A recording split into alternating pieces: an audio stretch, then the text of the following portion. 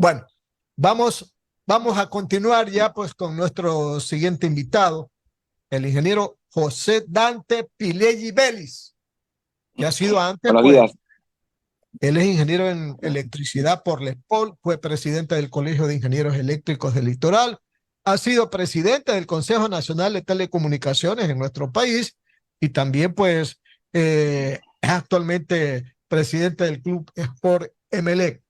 En el tema eléctrico, José, buenos días, dándole la cordial bienvenida. En este momento, con este problema de los cortes y las derivaciones por el estiaje, según tengo entendido, necesitamos 600 megavatios, ¿verdad? 600 megavatios, Sí. de los cuales el parque generador eléctrico privado podría dar 100 megavatios. Colombia se ha comprometido en darnos 450 y Perú 50, con la cual completaríamos o estaríamos, como dice la gente, tabla a tabla y podríamos pasar este bache. ¿Es así como se están relatando las cosas, ingeniero Pileggi, o no? Buenos días, Alcides. Buenos días a toda la audiencia de Radio Atalaya. Bueno, hasta la semana pasada eran cerca de 400 megavatios los que se necesitaban.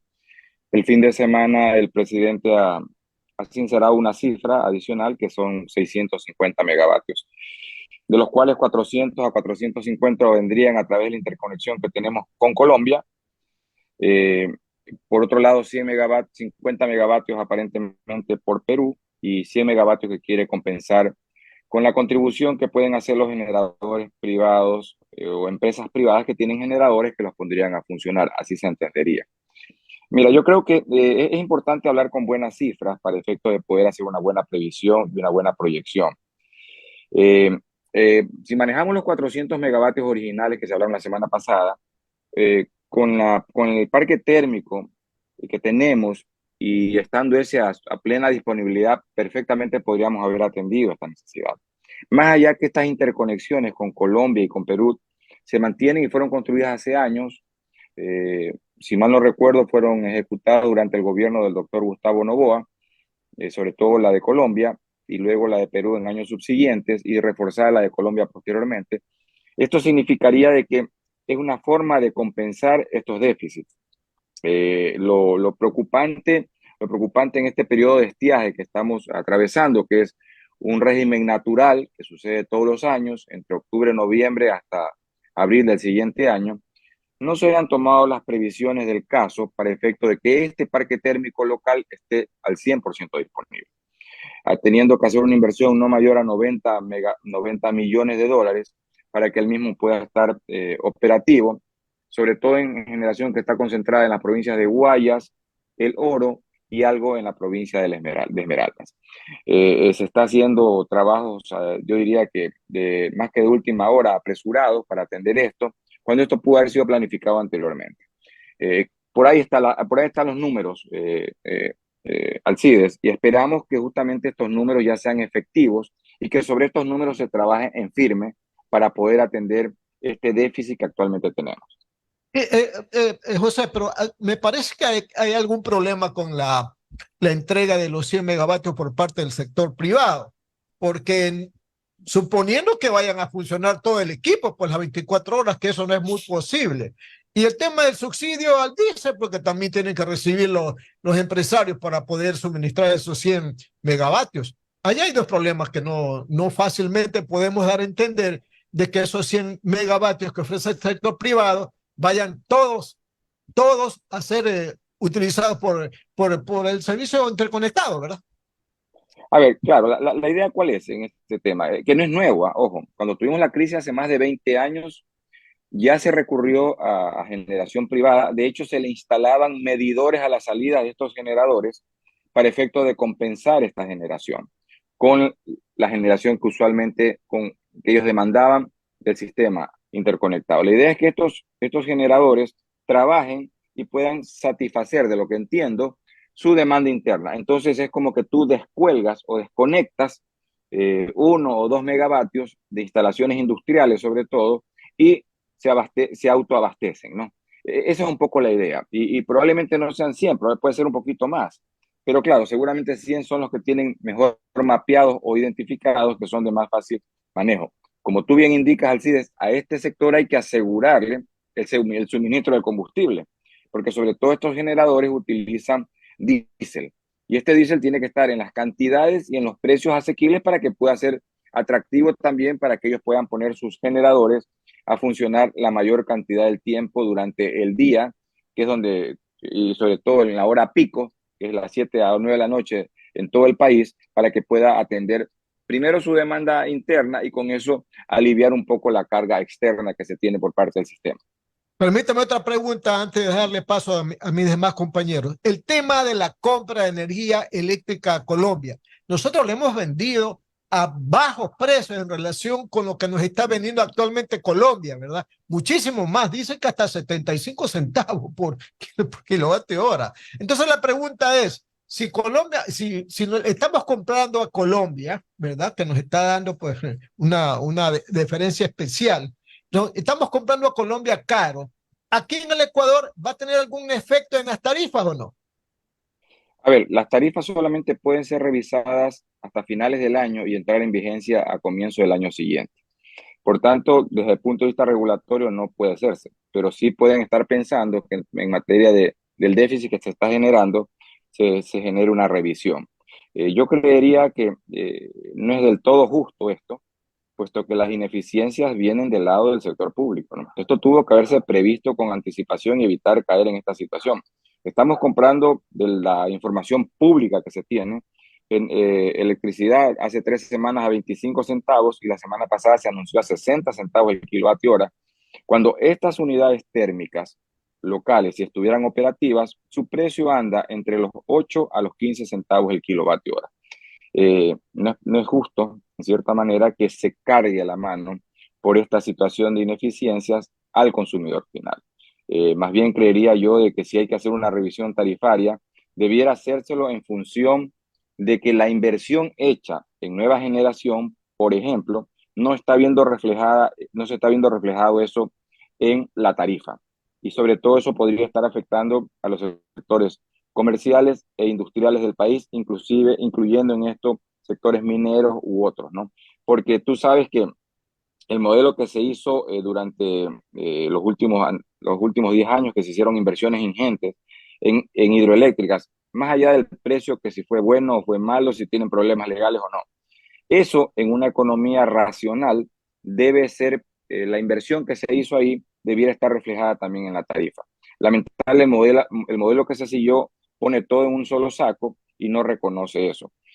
Ciertamente producir en una de esas unidades te cuesta muy barato. Por ejemplo, Coca-Cola Sinclair creo que anda entre los 2 y 3 centavos de dólar el kilovatio. Pero en ese valor debiera adicionalmente incluirse el valor de la recuperación, por ejemplo, de la inversión. Y eso marcaría una diferencia en el costo de la tarifa de venta del generador hacia el sistema, ¿no? Pero claro, eso abunda ya en otro tipo de análisis que no compete en este momento, pero en todo caso creo yo que son temas que tienen que corregirse en el mediano y largo plazo para que sobre todo sea atractivo en el país poder atraer inversión en el sector de generación y que no sea solamente el Estado el que lo haga sobre todo y que corra riesgo el sector privado. Fíjate tú, Alcides, no es justo que en el país solamente hayamos traído inversión extranjera directa, 89 millones este año 2023, y que Colombia haya traído 16 mil millones de dólares y que Perú 12 mil millones de dólares. Y mucha de esa inversión que ellos han atraído seguramente está también atrayendo esa inversión para el sector eléctrico, que para ellos sí es estratégico contar con energía y son inversiones que hace el sector privado y claro, las va a cobrar a precios reales en esas economías, pero la economía como tal crece como un todo. El país ha crecido en su demanda los 2 últimos años, en un caso del 7% y el 8% en demanda de energía eléctrica. Y eso solamente en el largo plazo puede ser compensado con nueva generación, con nueva inversión en transmisión, con nueva inversión en distribución. Pues lo que pasa es que el sector eléctrico está considerado como estratégico y no es fácil la inversión privada. 8 de la mañana, 48 minutos, Radio Atalaya y su programa de opinión política Punto de Vista. Estamos dialogando con el ingeniero José Pileggi. Ingeniero Mendoza, usted tiene la palabra. Muchísimas gracias, Alcidito, y muchísimas gracias. Un gran saludo para nuestro estimado amigo, el ingeniero José Pileggi. quien está esta mañana dándonos justamente luces sobre lo que no solo está ocurriendo, sino de lo que debió hacerse y lo que se puede hacer en estos momentos. Usted nos decía que se debió haber puesto a funcionar, darle mantenimiento al parque termoeléctrico, José, y el punto es que, bueno, no se lo hizo. Sin embargo, estamos pagando ingentes cantidades de dinero a Colombia y sabemos que la energía más cara es la que no hay. Pero igual, ese dinero, cuando se dice que hay problemas fuertes en la caja fiscal, eh, ¿cómo lo absorbe el Estado? Es decir, porque estamos hablando de decenas de millones de dólares semanales y al mes estamos hablando de que puede llegar a centenas de millones de dólares. ¿Eso lo absorbe el Estado transfiriéndoselo a los usuarios o de qué manera? Yo diría que en esta primera etapa va a tener que absorberlo directamente la caja fiscal, ¿no? Y probablemente transferírselo de alguna manera al sector eléctrico para que compense en los cruces de cuentas que hacen el sector eléctrico con la caja fiscal. Es probable por ahí que venga la cosa, ¿no? Pero fíjate tú que para poder tener a punto todas las unidades térmicas del país, que eran cerca de 300 megavatios y un poco más, se necesitaban 80, 90 millones de dólares. La compra de generación eléctrica que habló el presidente, que van a ser de 10 gigavatios hora día, si nosotros lo ponemos al precio de 60 centavos el kilovatio que nos están vendiendo, valor que yo creo que seguramente tiene que haber sido parte de las conversaciones que tuvieron de presidente a presidente para mejorarlas, significa que diariamente, si nos entra esa energía desde Colombia, hay un orden de 6 millones de dólares día, ¿no? Eh, por otro lado, no te olvides que el sector que no recibe esa generación, llámese esto industrias, comercio, la propia parte residencial, minería, significa que cada kilovatio que no recibe en pérdidas le puede estar representando 1.5 dólares por cada kilovatio hora. Si no estás recibiendo al día 10 millones de kilovatios hora, significa que lo multiplicas por 1.5 sería una pérdida de 15 millones de dólares día solamente desde el punto de vista del consumidor. Si a eso le sumas la pérdida que también tienen las empresas distribuidoras por no poder vender su energía, ¿no es cierto? Esto se acrecienta. Entonces, no solamente pasa por la cantidad de energía que compramos a Colombia o a Perú, va a pasar también por la pérdida que se le significa al usuario no tener esa disponibilidad. Entonces hay que hacer ahí es donde se busca ese equilibrio, es decir, mándame la mayor cantidad de energía para que se impacte menor el usuario y solamente quedarme con el costo de la generación.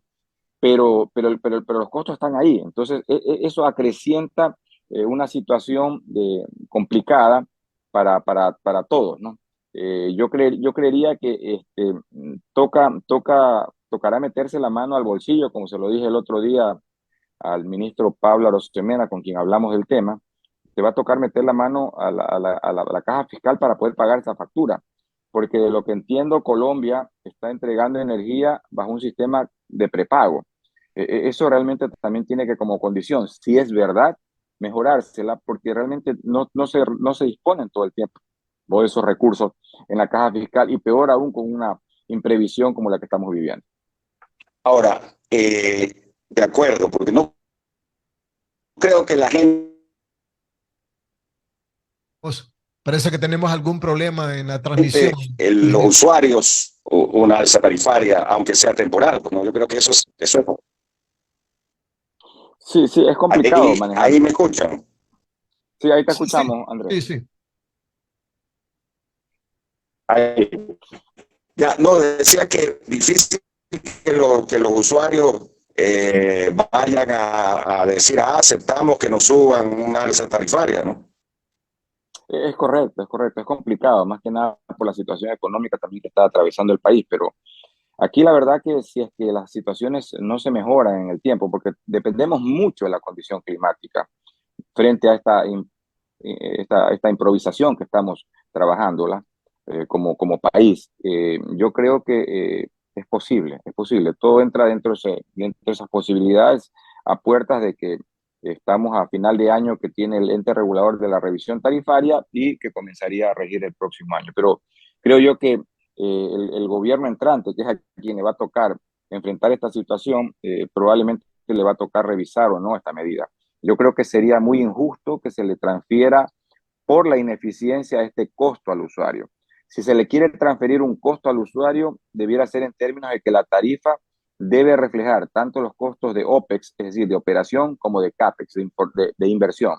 En algunos casos, de las inversiones que se han hecho en el sector eléctrico, que superan los 6 mil millones de dólares con la construcción de las nuevas hidroeléctricas y otros sistemas más que se trabajaron, eso debiera estar incluido en la tarifa para asegurar el retorno y que ese retorno nos permita mantener las unidades y nos permita hacer nuevas inversiones. Es la lógica que debe manejarse en un plan de negocio serio.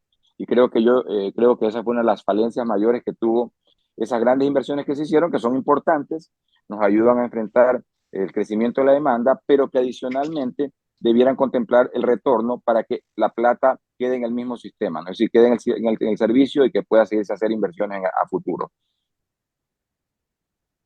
Vamos con las preguntas del licenciado Julio allá en la Serra. Son las 8 de la mañana, con 55 minutos, 8:55 en Radio Atalaya. Le vamos a dar paso más bien al abogado Hugo Fabricio Landívar Orellana, porque Julio se le acaba de ir la luz y no tiene cómo comunicarse con nosotros. Sí, es terrible. Yo también estoy sin luz en mi casa y estoy justamente trabajando se le fue la luz. Yo creo que hay que hacerlo. Sí, Estimado ingeniero Pilegui, ¿me está escucha? por todos lados ahorita. Sí, Corte, te escucho, abogado. Esa es la gran verdad. Gracias Andrés. Ingeniero Pilegui, hemos escuchado, bueno, y aquí hemos entrevistado que en el Ecuador sí existe energía eólica. ¿Qué pasa o por qué no se ha llegado a completar un parque de energía eólica para que nos ayude? ¿Es factible o es por temporadas? Digo, por el viento. Le hago esta consulta. Bien, mira, nosotros tenemos dos parques, ¿no? Por no decir tres. Tenemos el de Villonaco, que debe estar en un nuevo proceso subiéndose a 110 megavatios, me parece, con una firma española. Habría que más bien preguntarse en qué estado está eso, puesto que no se ha construido la parte que falta. Creo que hay como 15 o 30 megavatios ya instalados. Está un parque eólico en Huascachaca, que son 50 megavatios que entró a operar. Y por otro lado tenemos unos sistemas marginales en Galápagos, tanto en Baltra como en San Cristóbal, ¿Esos son que hacen una eólicos, los que están cantidad en Galápagos, o son eólicos, fotovoltaicos? correcto, que son no, son eólicos, entre 4 o 5 megavatios. Es decir, son energías renovables sobre las cuales hay que seguir invirtiendo eh, por el largo plazo, porque tenemos algo de recursos. Nosotros no somos muy ricos en vientos en el Ecuador, como Correcto. se pudiese pensar, pero tenemos algo. En tema de energía fotovoltaica, tenemos que hacer también inversiones, hay parques marginales, pero venía un parque grande como el del Aromo, que tampoco sabemos por qué razón no ha prosperado la instalación de estas unidades, que en una cantidad de 200 megavatios ayudaría mucho al sistema. Pero una de las energías renovables sobre las cuales tenemos mucha riqueza local, aparte de la eólica y de la fotovoltaica, son las energías hidráulicas. Ecuador es muy rico en energía hidráulica y por tanto debiéramos seguir pensando en explotar esto, ¿no? Entonces, hay proyectos en la vertiente occidental que tienen que ser promovidos y hay otros concluidos, como Toachi Pilatón, por ejemplo, que tiene más de 10 años en construcción, con todos unos procesos accidentados de contratación y que deben ser concluidos para beneficio justamente de mejorar el equilibrio energético entre las dos regiones. No por un tema regional, ojo, es por un tema básicamente de la situación de estiaje, porque mientras en la zona oriental no llueve, en esta época, en cambio, en la zona de la costa llueve abundantemente. Entonces, de esa manera tú logras un equilibrio.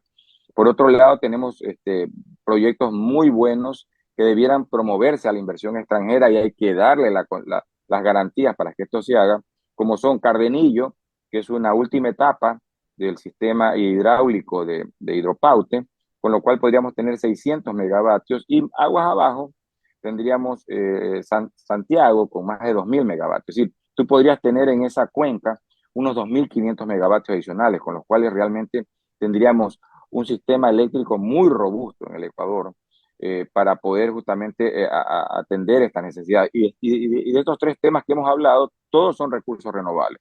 Normalmente, en una condición como esta, los estados promueven en donde hay más abundancia. Es decir, lo lógico sería promover mucho la generación hidráulica. Y para esto también es importantísimo que el Estado funcione como un todo y que no sean entes burocratizados los que a veces te entorpezcan la acción. Por ejemplo, hay más de un inversionista extranjero, sobre todo, y también locales, que tienen procesos de concesiones de mini centrales que van entre 20, 30 y 40 megavatios, que todavía sus permisos no salen, por ejemplo, las licencias ambientales, y eso ha entorpecido durante varios años que estas nuevas inversiones ingresen y por tanto esta nueva generación también ingrese al sistema nacional interconectado, ¿no? Yo creo que el Estado, más allá de nuevas leyes, de nuevas constituciones, necesita operar un poco con las herramientas que tiene a la mano y para ello Para se que haya necesitará. la fluidez necesaria, pues, ¿no? Es correcto, tú como abogado sabes, es decir, se necesita aplicar las herramientas legales que tienes y para que esto se agilice. Y de esa manera generamos credibilidad y sobre todo para el bienestar de los ciudadanos generamos inversión que necesitamos reflejada en mejor electricidad que es de calidad y que sea continua. Ok, y el tema de las barcazas, que tengo entendido, corríjame si estoy mal, que ya fueron obsoletas y obviamente ya no están funcionando, pero sería factible, digo, para esta emergencia, porque corríjame también, tengo entendido que va hasta diciembre los apagones, así hayan dicho que Perú y Colombia nos va a ayudar, así bajen al 50%. ¿Estas barcazas no, es tan difícil traer barcazas de nuevo o qué se necesita como para tener un parche hasta que funcionen las termoeléctricas? De lo que sé, están en una contratación de barcazas, aparentemente con una empresa turca. Pero bueno, esperemos que lleguen, esperemos que estén negociadas a un buen precio el kilovatio hora, eh, pero creo que estas soluciones parches no son pues para el Ecuador en estos momentos después de haber pasado todo lo que pasamos, ¿no? Eh, Creería yo que, bueno, para atender la emergencia como también puede ir para atender la emergencia, por ejemplo, contar con gas natural para inyectar en lugar de diésel gas natural a las Como el campo unidades. Amistad. Claro, el campo Amistad te genera gas natural, que es básicamente para tanto la instalación de Machala Power, que tiene 140 megavatios instalados ahí, como para la planta de criogenización de gas que entrega gas criogenizado para industrias, sobre todo en el sector austral del país. Yo creería que hay que trabajar mucho en eso, es decir, no es posible que nos mantengamos con una producción diaria, más allá de lo que se puede importar, de 25 millones de pies cúbicos del campo Amistad, mientras que Perú está sobre los 1.600 pies cúbicos de producción diaria y Colombia, incluyendo importación, sobre los 1.200 pies cúbicos, los millones de pies cúbicos día. Es decir, eso nos pone en una enorme desventaja en materia energética entre estos dos países. O sea que nos morimos de sed teniendo el agua al frente, la botella de agua al frente. Yo creo que falta una política seria en materia de energía en el país para el largo plazo. Eso nos ha faltado. Nosotros somos Qué demasiado interesante lo de cortoplacistas. política seria, porque, o de voluntad política, es lo Sí, mismo. es correcto, es correcto, es correcto, hay que tener la voluntad. No es posible que el presidente aparezca cuando ya el muerto se lo quiere enterrar, pues no, Correcto, atiéndelo en el hospital. es Entonces, verdad. y viene a salvar los muebles el fin de semana y logra lo que no se había logrado antes. Es decir, esto tuvo que haberse hecho antes. Es decir, se sabía que íbamos a tener un estiaje fuerte, se sabía que no teníamos nuestro backup disponible. Bueno, de todas esas opciones que vamos barajando, ¿no? Una de ellas es tener contratos a término, por lo menos, con cierto volumen de kilovatios horas comprados a buenos precios, para evitar inclusive perjuicios mayores, que son la falta de energía. El perjuicio mayor que también se nos viene es el perjuicio económico, ¿no? Gracias, ingeniero. Entonces, 9 A de las la mañana, órdenes. 3 minutos, 9 de la mañana, 3 minutos. Seguimos en esta entrevista con el ingeniero José Pileggi. Lo que pasa en el Ecuador con el tema eléctrico, José, es que mientras uno prende y aparece la luz, todo está bien. Pero cuando se nos queremos prender y no hay luz, enseguida nos preocupamos y no sabemos que tenemos problemas de estiaje, tenemos problemas de tarifas, tenemos problemas de producción, de corrupción, tenemos problemas de que ahora último los abogados son los que están dirigiendo las empresas eléctricas, es una cosa increíble, ¿verdad? Entonces empiezan a aparecer las llagas que necesitamos construir centrales hidroeléctricas, que no hay embalses para reservar el agua, para que puedan trabajar las hidroeléctricas. Y llegamos al siguiente punto que le quiero consultar, José. ¿Por qué en vez de que se construyan más centrales hidroeléctricas en la sierra, en la región interandina, en el Austro, por qué no construimos en la costa, que hay cantidad de agua? Lo que quiera se bota agua en el estuario del río Puerto Viejo, en el estuario del río Chone, aquí frente a Guayaquil, cantidades de agua que se van para el mar, ¿verdad? ¿Por qué no recogemos esa agua en embalse y construimos centrales hidroeléctricas grandes con inversión privada? Para eso, pues tenemos que también sugerirle al gobierno que ya deje de pensar que el sector eléctrico es una cuestión de seguridad y que permitan inversión extranjera, pues José, ¿no les parece? Bueno, eso es parte de los equilibrios regionales que tenemos que tener, no más allá de un tema regional como tal, sino regional de regiones que pueden tener agua bajo un régimen en el año y otros no, y viceversa, ¿no? Por eso que hay que hacer un equilibrio y comparto plenamente ese criterio, es decir, y eso se ha hablado mucho tiempo, por eso Toachi Pilatón, que es un proyecto importante, gravitante en la matriz energética nacional y que está en la vertiente occidental, debiera haber entrado a operar hace 6 años atrás, 7 años atrás, ¿no? Y todavía es un proyecto que está en veremos, ¿no? Entonces ahí es donde hay que meter mano dura, enérgica, de parte del Ejecutivo, para que más allá de los problemas legales que existen en esa construcción, se los resuelva y se resuelva el problema mayor, es que esa central entre a operación. Esa central en conjunto con Sarayacus significan cerca de 254, 260 megavatios. Aportaría mucha energía al sistema que se necesita, porque inclusive es una central, como tú bien indicas, que por la abundancia de agua que existe en esta vertiente, tendría un factor de planta alto. Y eso nos daría mucha confianza. Imagínate, solamente esos 260 frente a los 400 megavatios que teníamos de déficit hasta la semana pasada, eran casi el 80% de lo que necesitamos, 80, 70%. Entonces, son cosas sobre las cuales hay que trabajar. Hay que trabajar en el ciclo combinado de Machala, que no se lo ha concluido. Ese es otro proyecto que está a trunco con una empresa rusa, a quien se le compraron los fierros. Esos fierros se están pudriendo en Machala y hay que destrabarlo. Eso está ahí desde el año 2013, 2014, 15. Y hay que destrabarlo y que se construya finalmente ese ciclo combinado que aportarían 120 megavatios más. ¿Cuánto es la inversión que hay que hacer? 120 millones de dólares. Y con eso tendríamos 120 megavatios más que aportarían justamente a todo esto. Súmatelo con el anterior, son 260 más 120, ahí tendrías 380 megavatios. Es decir, no tendríamos que estar en estos problemas y eso se lo pudo haber hecho antes. Yo creo que por ahí va la cosa, Alcides, y yo creo que hay que generar las facilidades necesarias desde la administración pública para que la inversión privada, tanto internacional como local, pueda invertir y arriesgar en el sector eléctrico ecuatoriano. Mire tú, José, que muchos aspiran, por ejemplo, en el sector del transporte, convertir poco a poco, ¿verdad?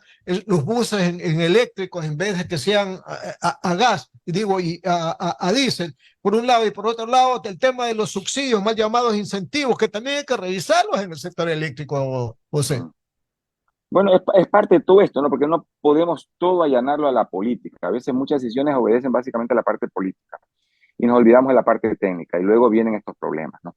Creo yo que hay que pensar, como le decía antes Andrés, en que la tarifa debiera contemplar no solamente el costo de la operación y mantenimiento de una unidad, sino que también la inversión que se hace en esa unidad. Por ejemplo, no sabemos cuánto significa,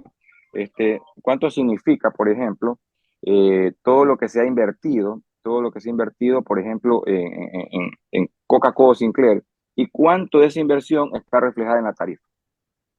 De acuerdo al modelo, no hay eso. Lo único que existen son los costos de operación. Entonces vemos una cifra en donde el costo anda entre 2 a 3 centavos el kilovatio, pero falta ese otro componente. Pero bueno, eso son cosas las que hay que trabajar cuando tú tienes una política energética de largo plazo. El cortoplacismo es un mal, es una espada de Damocles que lamentablemente en todos los ámbitos de acción del Ecuador está presente. Bueno, ese es un problema que tendrá que resolverlo irremediablemente el presidente electo Daniel Noboa. En 9 de la mañana, 9 minutos, 9 de la mañana, 9 minutos, continúa esta entrevista con el ingeniero Andrés Mendoza Paladines. Ingeniero. Bueno, parece que tenemos un problema de Gracias. transmisión. Y a propósito, Ahí está, ahí está. Siga, ingeniero. Se le ahí va la está, sí. señal. Hay problemas con el Wi-Fi, parece. Sí, sí, claro, sí. Sabe que la falta de energía te afecta a Sí. todo. Adelante, adelante, Alcidito. Me voy a conectar por la otra vía. Me voy a Claro, conectar claro, por la claro. otra vía, Mientras ¿ya? tanto, seguimos la entrevista con José Pleye, ¿verdad? ¿Qué recomendaría al presidente Esa es la que yo Novoa? pregunté. Bueno, No, no, pero está bien. No, no. ¿Cuál es la recomendación para el nuevo ministro? porque A mire, ver, a ver, el presidente, que yo sepa, ingeniero eléctrico no es. Tendrá que tener buenos asesores para que le digan a ver cuáles son los problemas de transmisión, de producción, de venta, de costos, etcétera, para que él tenga una idea de lo que es este problema eléctrico. Que como alguien dijo alguna vez, la electricidad que tiene el Ecuador va a ser la fuente de desarrollo y de progreso de la industria y por ende del país. Y estamos viendo que todo lo contrario, ¿no? ¿Qué le sugeriría, José, al presidente? bueno, que despolitice el sector, ¿no? Que los cargos que tienen que ser ocupados por técnicos sean ocupados por técnicos, comenzando de la distribución, ¿no? La distribución tiene severos problemas de manejo político y manejo ocasional, que en muchos de los casos están solamente preocupados algunas de las empresas en las contrataciones que hay que hacer, ¿no? Yo creo que por ahí hay que hacer mucho trabajo. Creo que a nivel de transmisión ha sido uno de los sectores que menos contaminados ha estado en el país y creo que hay que más bien fortalecerlo con inversiones que se tienen que hacer, porque de nada sirve que tengas generación y no puedas transmitirla o transformarla a los niveles de voltaje que se necesitan. Por ejemplo, esta crisis nos pone en evidencia que hay que fortalecer todo el sistema sur de transmisión e ir cerrando el anillo de 500 kilovoltios para que pueda, por un lado, transmitir la energía internamente en los volúmenes que se necesitan y por otro lado también pueda recibir, por ejemplo, el lado sur, mucha energía que puede provenir de Perú. De otro lado, creería yo que en materia de lo que nos está pasando, hay que acometer acciones muy, pero muy profundas en la reparación, puesta en marcha y funcionamiento de 100% del parque térmico, puesto que es muchísimo, muchísimo más barato generar, aunque sea con nuestras máquinas viejas, pero bien mantenidas, que comprar energía a los costos que lo estamos comprando. Diésel La subsidiado, ¿no? generación, claro, pero no necesariamente, porque tenemos que hablar de que inclusive quitándole el subsidio, esa generación es más barata que la que estamos comprando internacionalmente. Los costos andan en unidades de vapor, por ejemplo, como la Gonzalo Ceballos, entre 7 y 8 centavos el kilovatio hora que utiliza Bunker, que es un crudo pesado, ¿no es cierto? A unidades que utilizan diésel, que andan por los 15 o 16 centavos el kilovatio hora. Así que hay que trabajar y acometer en eso, poner a punto. Por otro lado, generar confianza a través de políticas claras que nazcan justamente del gobierno, en sus distintas instancias, para atraer inversión privada, tanto local como extranjera, sobre todo en materia de generación. Y dar facilidades a muchos de los proyectos que están a la espera de las licencias ambientales en muchos de los casos Es y en otro otros problema. casos de los En la corte. de los contratos de conexión con el sistema. ¿Para qué? Para que puedan integrarse prontamente estos proyectos. No necesitamos solamente proyectos grandes, también necesitamos proyectos pequeños de 20, de 30, de 40 megavatios que la van a aportar energía barata y de largo plazo en materia hidroeléctrica al país, si se acometen las acciones que básicamente son una burocracia ágil, que son básicamente una facilitación de los trámites, que significa no facilismo, pero sí significa darle las garantías de que cualquier inversión que se vaya a hacer se la va a respetar en el país. Ingeniero, Pilegui, fortalecer es lo mismo que repotenciar. En algunos casos sí, en algunos casos sí. En Le otros digo casos esto, significa, sí, más sí, que dígame. repotenciar, significa aumentar con generación o aumentar transmisión. Le digo esto porque en el gobierno del señor Correa se hablaba de repotenciar muchas hidroeléctricas, entre esas Coca-Cola, Sinclair y otras más, que pasaron unos años y hubo mucha inversión, pero no vemos los resultados. ¿Esto es por el estiaje o por qué otra razón? ¿O por cuál otra No, razón? a ver, ahí en el tema de Coca-Cola Sinclair el problema es otro, ¿no? Ahí no es repotenciar, esa es una unidad completa, es una unidad nueva, son 1500 megavatios, ¿no? Ahí el tema es resolver los problemas técnicos que se presentaron, ¿no? Que muchos tenían que ver con microfisuras en el túnel de captación de agua y en otro caso en las propias turbinas. Y eso tiene que ser resuelto, eso tiene que pasar por una ¿Y cuánto ejecución de la tiempo garantía. llevará eso, ingeniero? Bueno, ya llevamos como 5 años y no es posible que Claro. esté enredado. Lamentablemente se termina enredando en temas legales y burocráticos. Ahí hay que sentarse de una manera seria, así como finalmente lo hizo el presidente este fin de semana con 2 gobiernos para pedirle energía y todos dijeron, bueno, hay energía y le vamos a mandar energía y resolverlo. Y eso significa que la parte energética es una parte prioritaria en tu agenda política de gobierno. Y yo lo que digo es, lamentablemente, la agenda energética no ha estado en las prioridades ni de este gobierno ni del anterior gobierno. Es decir, tenemos un mal que viene acentuándose por lo menos unos 6 años, porque no es posible que problemas que podían ser resueltos, como el caso de Tuachi Pilatón, donde hay un problema contractual, el problema de Dudas Mazar, que es algo similar, el problema del ciclo combinado de Machala Power, está estancado justamente por este tema en donde mucho tiene que ver una burocracia que entorpece las cosas, empresarios por el otro lado que no quieren resolverlo y por otro lado todos entramos en un conflicto y una pelea en donde es bonito seguir ganando dinero con estudios jurídicos que están trabajando, bregando por un lado o por el otro, pero el problema finalmente no es resuelto. ¿Qué es lo que quiere la gente? ¿Problemas legales o quiere energía en su casa o en sus industrias? Energía. Entonces Energía. resolvamos. Claro, pongámoslo eso como parte de una agenda prioritaria y resolvámoslo. Yo Entonces ahí creo que ahí volvemos a entrar al tema de voluntad política que usted manifiesta. es voluntad política y ponerlo como una prioridad del sector. Por ejemplo, en materia energética, lo que aconteció con la Corte Constitucional, con los 55.000 barriles que quieren sacar del ITT, eso es un suicidio para el país. ¿De dónde vas a sacar 1.200 millones que actualmente te producen esos 55.000 barriles? Es un suicidio. Eso nunca pudo haber Correcto. sido ni siquiera consultado. Pero eso es parte de la agenda energética. Como parte de la agenda energética debe ser la recuperación, más que aumentar a 1 millón, como fue parte del plan original enunciado por el gobierno en la producción petrolera, era haber recuperado la cantidad de barriles de petróleo que dejamos de producir. En el gobierno del señor Palacio habían cerca de 534.000, llegaron al pico de producción nacional y luego entró el ITT con 55, es decir, que más o menos bordeamos 590, 600.000 barriles día. Actualmente estamos produciendo 470.000 barriles día. Hay 120.000 o poco menos que se han perdido de producción.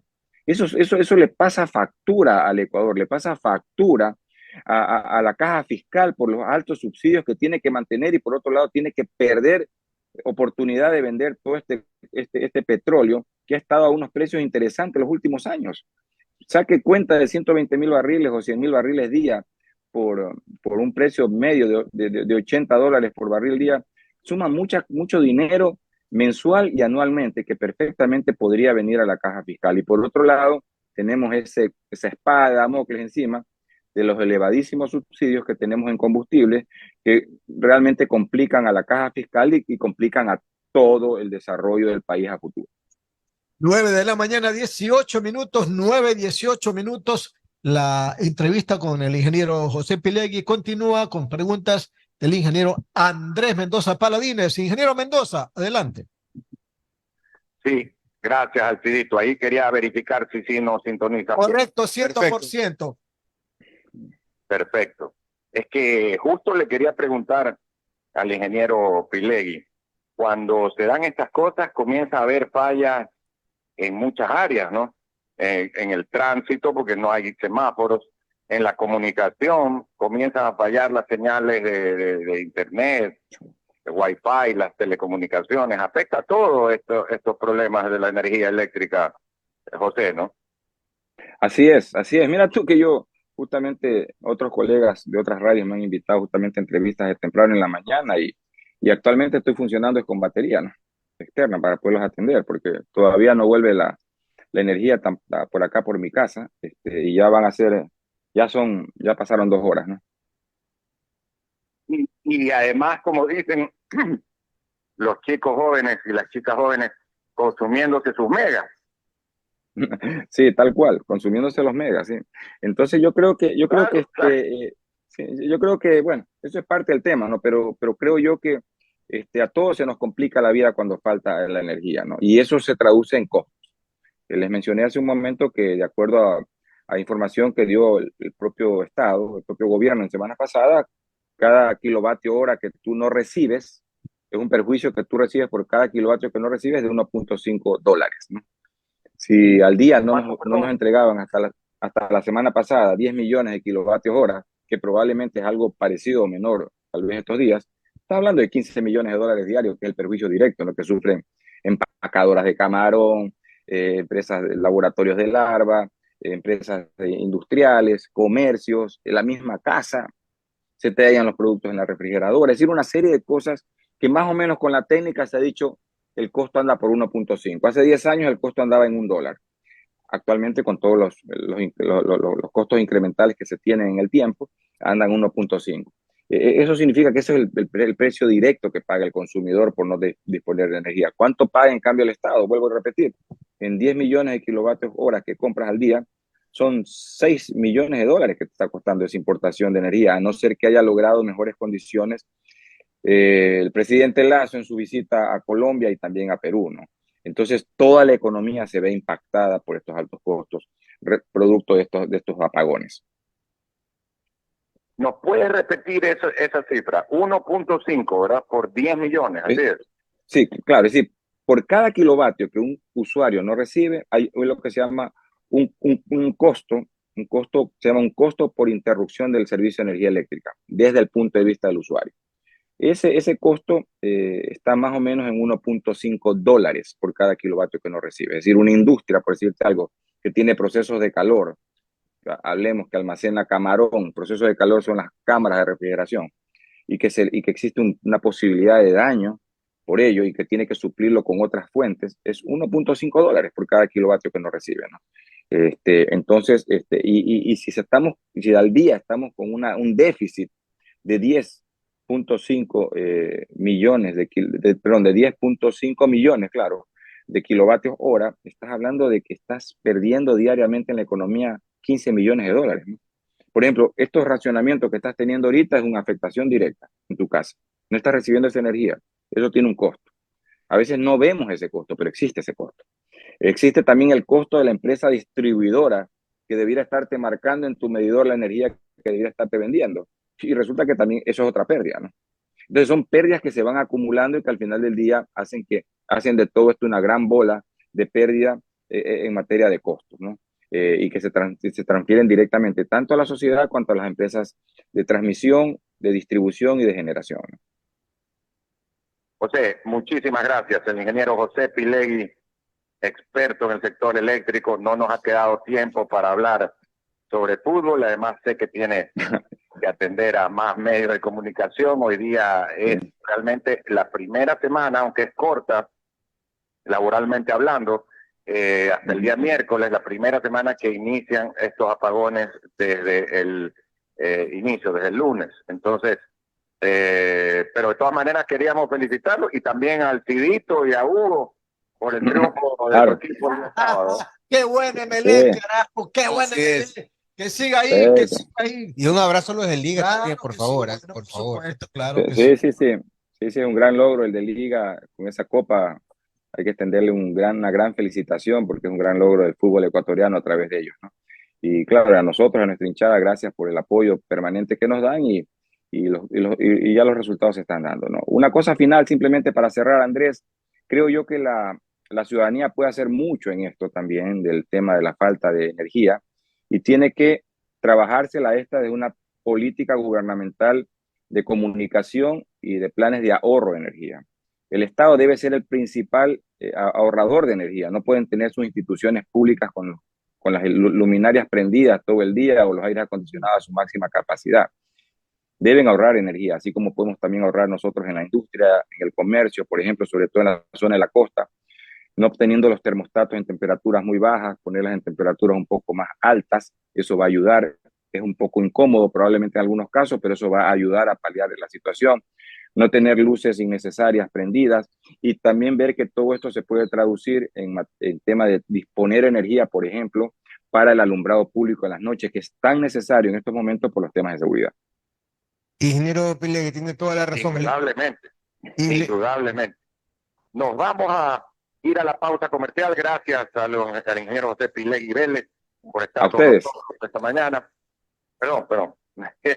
Así es, por estar con nosotros. Un abrazo a la distancia y regresamos inmediatamente. Y le manda saludos al ingeniero Pilegui Martín de la Torre.